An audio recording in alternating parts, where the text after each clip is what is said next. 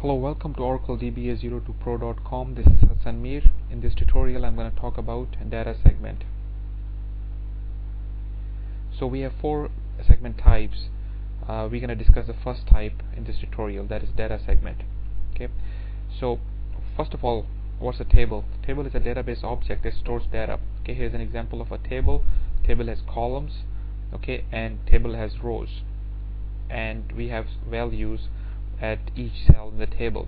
Okay, so this is just a visual representation of a table because it's a virtual object. It's not a physical object at the back end. When you create a table, it goes in one of the data files, as we already know. Okay, so every table that resides that you create in a database resides in a single segment, consists of one or more extents. Okay, so however, optionally you can create partition tables or clustered. If you create a partition table, the table will go in more than one segment. Okay, what's the advantage of creating a partition table? The advantage is that you can place one segment in one file, data file, and another segment in a separate file, and both of these files will reside in a different disk. Okay, so that way both of the disk can be read in parallel, and you can do a full table scan in half the time as you would do a full table scan if the table would be residing in one disk.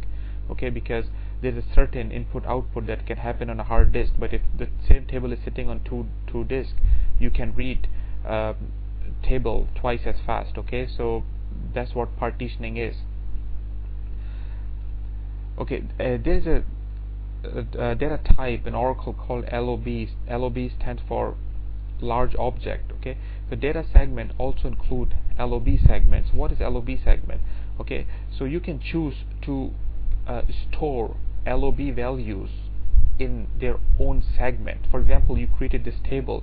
This whole table is residing in this segment, as you see at the top, and all the data in this table is of course sitting in the segment as well. This segment basically belongs to this table, because we already know when you create a table, segment is created, and the whole data basically goes in that segment unless you partition the table.